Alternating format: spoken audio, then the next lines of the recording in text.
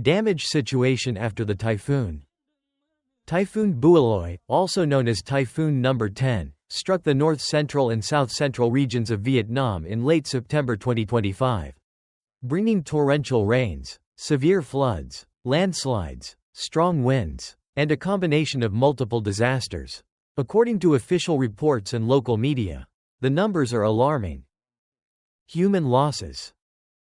The number of dead and missing is still being updated, but reports confirm 36 people dead and 21 missing. At least 147 people were injured due to landslides, falling trees, and tornadoes.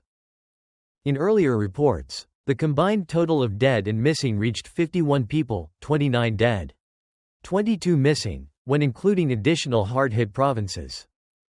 Property and infrastructure damage. More than 155,000 houses were damaged or had roofs blown off, and many completely collapsed. Ha Tinh province suffered the heaviest housing losses with nearly 94,000 homes damaged. The power grid was severely affected. Over 8,200 electric poles were broken, causing power outages for 2.7 million customers. Transportation and irrigation systems were devastated with about 6,800 sites damaged by landslides, flooding, and blockages. More than 748 locations became isolated. Agriculture and fisheries were also hit hard.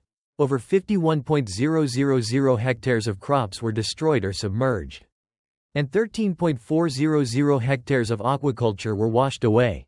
Thousands of livestock and poultry perished. Economic losses. Total economic losses are estimated at more than 11.4 trillion Vietnamese dongs, approximately $450 million United States dollars.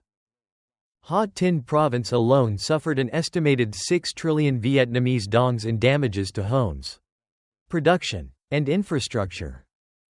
Other provinces also reported heavy damage, including Nghe An, Quang Tri, Thanh Hoa, and Lao Cai.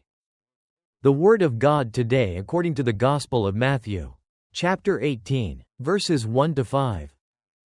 At that time, the disciples came to Jesus and asked, "Lord, who is the greatest in the kingdom of heaven?" Jesus called a little child, placed the child among them, and said, "Truly I tell you, unless you change and become like little children, you will never enter the kingdom of heaven. Therefore, whoever humbles himself like this child is the greatest in the kingdom of heaven.